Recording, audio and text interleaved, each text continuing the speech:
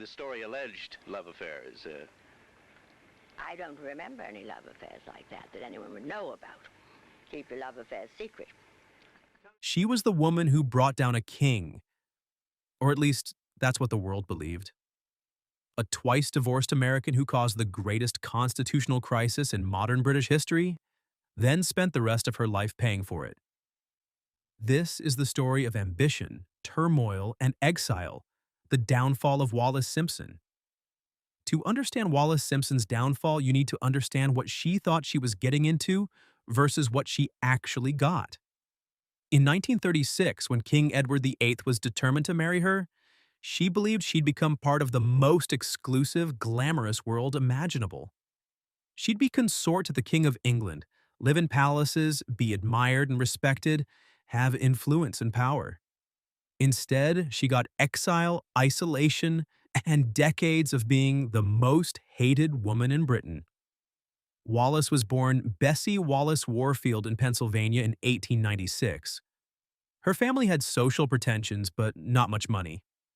Her father died when she was young, leaving her mother to raise her with help from wealthier relatives. She grew up aware of her place on the edges of high society, invited to the right parties but never quite belonging, wearing hand-me-downs while pretending they were new. That experience shaped everything that came after. Growing up in Baltimore, Wallis learned early how to navigate social situations despite limited means. She watched wealthier girls and copied their manners, studied fashion magazines to understand style, developed a sharp wit that made her entertaining even when she couldn't afford the latest dress. Her mother's remarriage gave them slightly better financial footing, but Wallis never forgot what it felt like to be on the outside looking in. She attended a good finishing school, made the right connections, was presented to society at age 18. She was considered attractive enough, clever enough, acceptable enough to marry well. The expectation was that she'd find a suitable husband, settle into comfortable domesticity, and live out her life in Baltimore society. But Wallis wanted more than that. Her first marriage at 20 to a Navy pilot named Earl Winfield Spencer was a disaster. He drank heavily, became abusive, made her life miserable. They separated after a few years, though the divorce took longer to finalize. Her second marriage in 1928 to Ernest Simpson, a British-American businessman, was more stable but passionless. Simpson was respectable, financially comfortable, moved in decent social circles in London. It was a marriage of convenience more than love. The move to London with Ernest opened new possibilities. British society in the 1920s and early 1930s was more flexible than American society in some ways, more willing to accept people based on charm and connections rather than background. Wallis thrived in this environment. She wasn't wealthy, but she was interesting. She knew how to dress on a budget, how to make her small flat look elegant, how to be the kind of dinner guest that hosts wanted to invite back. By the early 1930s, Wallis was living in London, moving through upper-class social circles, meeting interesting people at dinner parties and country house weekends. She was charming, witty, well-dressed despite limited means, the kind of woman who made an impression. She wasn't classically beautiful, her face was too angular, her frame too thin, but she had style and presence.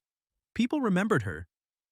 She met Edward, then Prince of Wales in 1931 at a party. He was the most eligible bachelor in the world, heir to the British throne, handsome and charming, though also rather immature and needy. They didn't make much of an impression on each other initially, but they kept running into each other at various social events, and eventually a friendship developed. By 1934, that friendship had become something more intense. Edward was infatuated, possibly in love, definitely obsessed. Wallis found herself in a complicated position. She enjoyed the attention from the future king, enjoyed being part of his inner circle, but she also recognized the danger. She was still married to Ernest Simpson. Edward was expected to eventually marry some European princess and produce heirs. An affair was one thing, but it couldn't go anywhere serious. Edward showered her with gifts, jewelry, flowers, letters professing his devotion. He rearranged his schedule to see her, brought her to Fort Belvedere, his country house, introduced her to his circle of friends. Ernest Simpson seemed willing to tolerate the situation, perhaps recognizing that objecting would mean losing his social position. The arrangement was unconventional but not unprecedented in aristocratic circles. But Edward's feelings intensified beyond what anyone anticipated. He talked about Wallis constantly, sought her opinion on everything, became anxious when they were apart. His family noticed and worried. His staff noticed and gossiped. Society noticed and began speculating about how far things had gone and how long it could continue. Except Edward didn't see it that way. As his father, King George V's health declined through 1935 and early 1936, Edward became increasingly convinced that he wanted to marry Wallis. He'd had affairs before, but this felt different to him. He saw her as someone who understood him, who could support him in his royal duties, who could make him happy in a way no one else could. King George V reportedly said before his death that after he was gone, Edward would ruin himself within a year. The old king understood his son's weaknesses, the neediness, the impulsiveness, the tendency to become obsessed with inappropriate women. He feared what would happen without the restraining influence of a strong father figure, and his fears proved justified. The British establishment was horrified. The Prince of Wales carrying on with a married woman was scandalous enough. But the idea that he might want to actually marry her, that he might put this American divorcee on the throne as queen, that was unthinkable. The Church of England, which the monarch headed, didn't recognize divorce. The government opposed it. The royal family was appalled. King George V died in January 1936, and Edward became king. Now the situation was even more serious. This wasn't some prince having an affair. This was the King of England, head of the church and the empire, planning to marry a woman who was not only divorced but still married to someone else. Wallis was in the process of divorcing Ernest Simpson, but that didn't make things better. It made them worse. The British press, operating under a gentleman's agreement with the palace, didn't report any of this initially. But American newspapers covered it extensively. Stories about King Edward and Mrs. Simpson were everywhere in the American press through 1936, while British citizens remained largely ignorant. The disconnect couldn't last forever. Wallis herself seemed to have mixed feelings about the situation. Letters she wrote to friends during this period show someone who enjoyed the excitement, but also felt anxious about where things were heading. She wrote about Edward's devotion to her, his determination to marry her, but also expressed doubts about whether it was the right thing for either of them. She seemed to understand, perhaps better than Edward did, what they were up against. Prime Minister Stanley Baldwin made it clear to Edward that the government would not support his marriage to Wallis. Edward proposed various compromises. A morganatic marriage where Wallis would be his wife but not queen, keeping the relationship private, waiting until public opinion changed. Baldwin rejected all of it. The choice was simple: give up Wallis or give up the throne.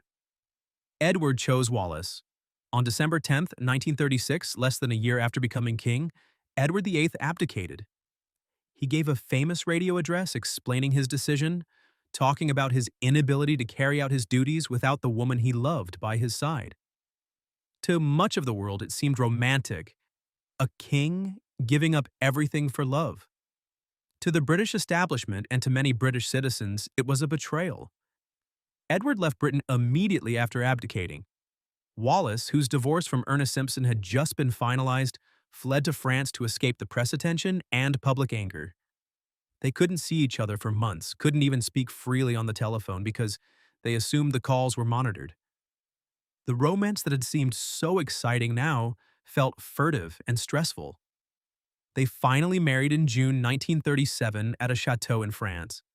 It should have been a triumph, the happy ending to their love story. Instead, it was a small, sad affair. No members of the royal family attended. Edward's brother, now King George VI, refused to give Wallis the title Her Royal Highness, which meant she'd be the Duchess of Windsor but wouldn't have the same rank as other royal duchesses. That slight would embitter both of them for the rest of their lives. The newlyweds settled into exile in France. Edward, now the Duke of Windsor, had some money from the family, and they rented grand houses, entertained lavishly, traveled extensively. From the outside, it looked glamorous, but the reality was emptier than it appeared. They had no real purpose, no duties, no role to play. Edward had given up being king to marry Wallis, but what did that leave him? He was too young to retire, too royal to take a regular job, too controversial to be given any official position. Edward negotiated with his brother for an allowance and for the return of some personal property, but the negotiations were difficult and left both sides feeling bitter. The new King George VI was trying to establish his own reign while dealing with the mess his brother had left behind.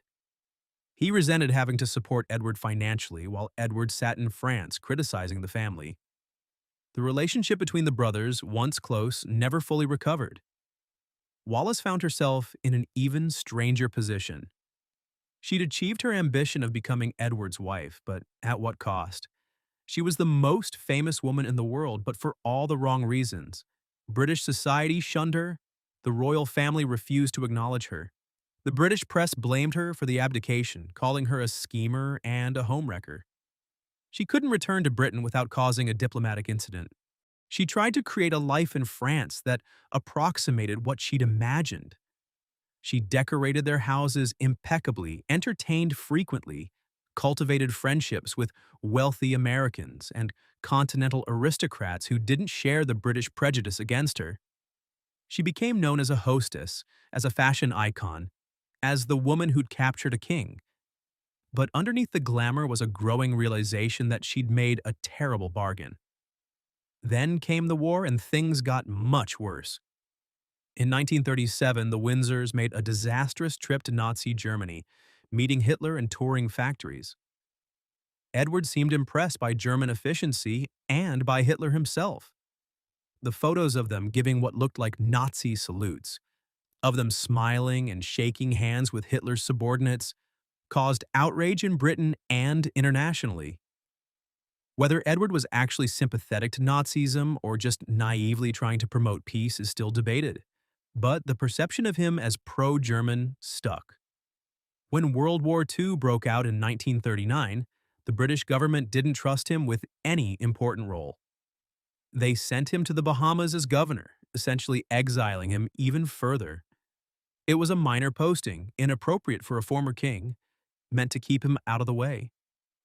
The Bahamas years from 1940 to 1945 were difficult for both of them. The climate was oppressive, the social scene limited, the work uninspiring. Wallis struggled with the heat and the boredom. Edward went through the motions of his duties but was clearly unhappy. They drank heavily, fought frequently, grew increasingly isolated from everyone except a small circle of friends who moved with them from place to place.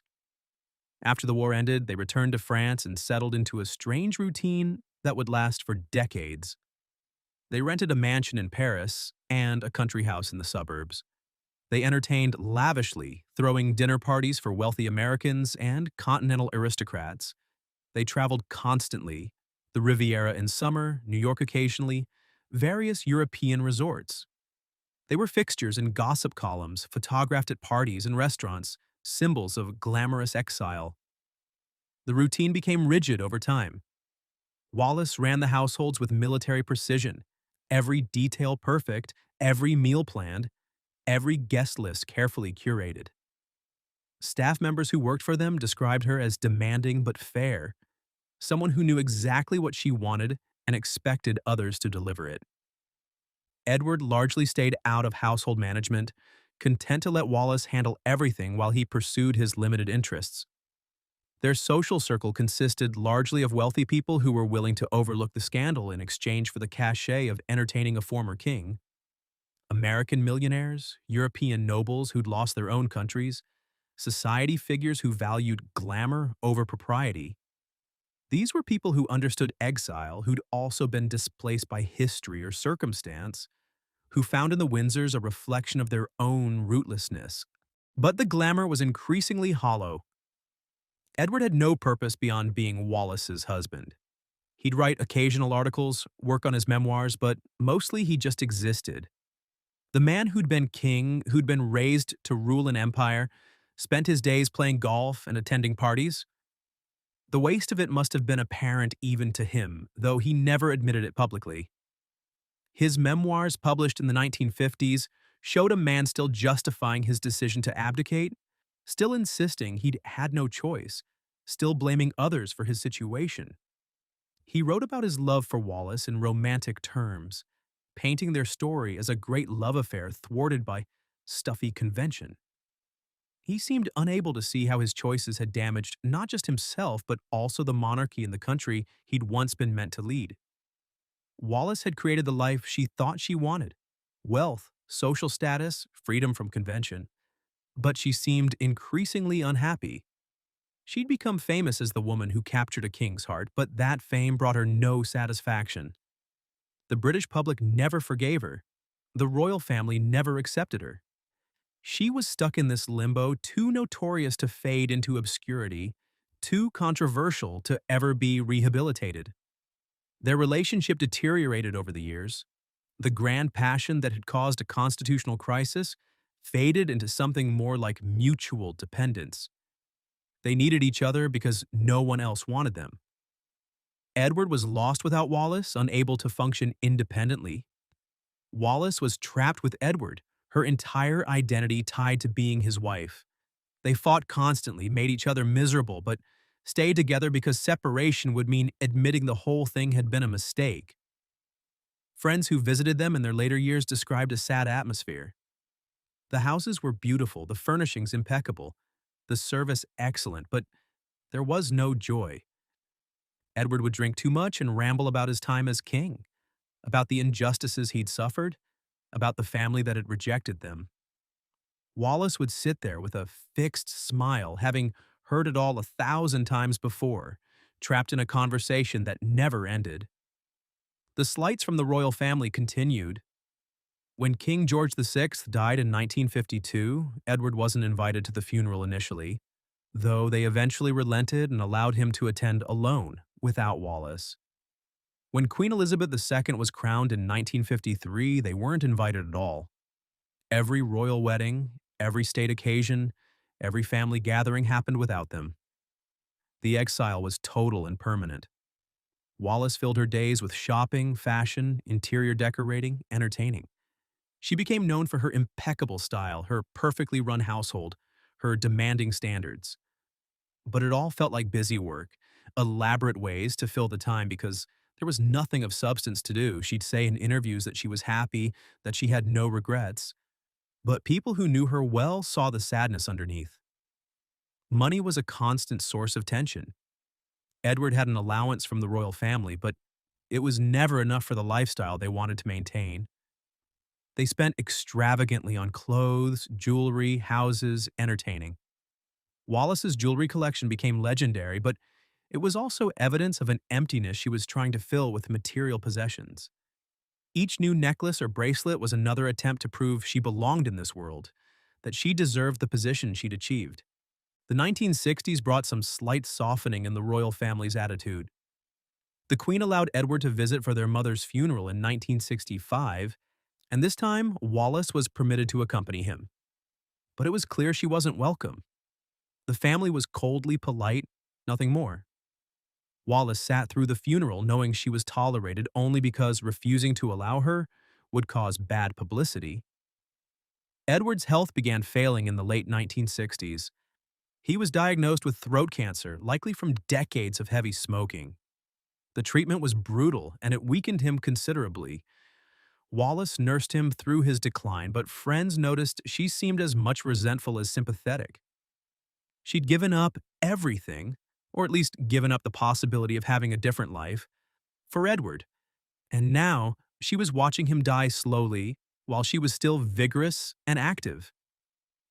In 1972, the Queen visited them in Paris just before Edward died. It was the first time she'd been to their home, and it was clearly a farewell visit. Edward was barely conscious, but the symbolism mattered. The family was making a gesture, acknowledging him at the end, even if they'd rejected him throughout his life. Edward died a few days later, and suddenly Wallis was alone. The last 14 years of Wallis's life were desperately sad. Without Edward, she had no purpose at all. She'd never worked, never had children, never developed interests beyond her social life and her appearance. She was in her 70s, living in a mansion in Paris, with plenty of money but no family, few real friends, and a legacy she couldn't escape. Her health deteriorated. She had several strokes and developed dementia. Her last years were spent confined to her bedroom, often not recognizing visitors, sometimes not even aware of where she was. The woman who'd been so concerned with appearances, who'd spent her life carefully controlling her image, was now helpless and confused, cared for by nurses who probably didn't even know why she'd been famous. The nurses who cared for her in those final years described a woman who seemed trapped in the past, talking about parties decades earlier, asking for Edward as if he were still alive, confusing her different homes. The elaborate machinery she'd constructed to maintain her image had completely broken down, leaving only the frightened, confused person underneath. She died in 1986 at age 89. The Queen allowed her to be buried next to Edward at Frogmore, the royal burial ground near Windsor Castle. It was a generous gesture, letting them rest together on royal property after decades of exile. But even that was complicated. Wallis was buried there, but she'd never been welcomed there in life. The estate she left behind was substantial but contested. There were questions about the jewelry, about the furnishings, about various possessions. The royal family took back items they claimed belonged to them. Some things were auctioned. The woman who'd accumulated so much to prove her status ended up having it all dispersed and sold after her death. Looking back at Wallis Simpson's story, it's hard not to see it as a tragedy of ambition. She wanted to rise in society, to be someone important, to live a glamorous life. She achieved those things technically, but they brought her no happiness. The price of becoming the Duchess of Windsor was spending 40 years in exile, despised by the British public, rejected by the royal family, trapped in a relationship that had long since lost whatever joy it once had. Edward's part in the tragedy is obvious. He gave up being king and spent the rest of his life regretting it, even if he couldn't admit it. But Wallis's tragedy is more subtle. She didn't ask Edward to abdicate. She probably would have been content to remain his mistress, to have the excitement and attention without the responsibility and consequences. But once he made his choice, she was stuck with it. She couldn't reject him without looking like everything the press said about her was true. So she married him, and then she spent 40 years living with the results of his decision. The question of whether she actually loved Edward is impossible to answer definitively. Her letters and diaries are contradictory, showing affection mixed with frustration, devotion mixed with resentment. Probably she loved him at least somewhat, at least initially. But it's also clear that she loved the idea of being important, of being special, of escaping from the middle-class existence she'd been born into. Edward offered all of that. What she didn't anticipate was the hatred. She genuinely seemed shocked by how viciously the British public turned on her. She thought she'd be seen as romantic, as the woman who inspired great love. Instead, she was blamed for corrupting their king, for causing a constitutional crisis, for putting her own ambitions above the good of the nation. That reputation never changed, even after decades. The British establishment never forgave her for what they saw as stealing their king. It didn't matter that Edward made his own choices. It didn't matter that he was the one who insisted on marriage. In their narrative, she was the scheming American divorcee who seduced a naive prince and destroyed the monarchy's stability. That story was simpler and more satisfying than the truth, which was that Edward was weak and needy and would have eventually caused problems regardless of who he fell in love with. Wallis's ambition destroyed her. If she'd been content with being Edward's mistress, she could have had an interesting life, traveled in royal circles, maintained her position in society. If she'd walked away when things got serious, she could have married someone else, lived comfortably, avoided becoming the most hated woman in Britain. But she wanted more than that. She wanted to be the Duchess of Windsor, and she got exactly what she wanted, and it made her miserable. Her story resonates because it's a cautionary tale about the difference between what we think we want and what actually makes us happy. Wallis thought she wanted wealth and status and a title. She achieved all of that, but it came with exile and isolation and endless judgment. She spent her whole life trying to prove she deserved to be in high society, and high society spent her whole life making sure she knew she didn't belong. The tragedy is compounded by the waste of Edward's potential. He wasn't a great king in the making, but he did have some qualities that could have been useful. He was good with people, genuinely interested in social issues, capable of connecting with ordinary citizens in ways his father never could. If he'd stayed on the throne, if he'd found a suitable wife and settled down, he might have been a decent, if not spectacular, king. Instead, he gave it all up and spent 40 years doing nothing of consequence. And Wallis enabled that waste. She kept him in this bubble where he could pretend he'd made the right choice, where they could both pretend their life of parties and travel was fulfilling. She never pushed him to do anything meaningful with his time, never suggested he find purpose beyond being her husband. Maybe she couldn't have. Maybe he wouldn't have listened. But she didn't try. The saddest part is that neither of them seemed to understand what had gone wrong. They blamed the royal family, blamed British society, blamed everyone but themselves.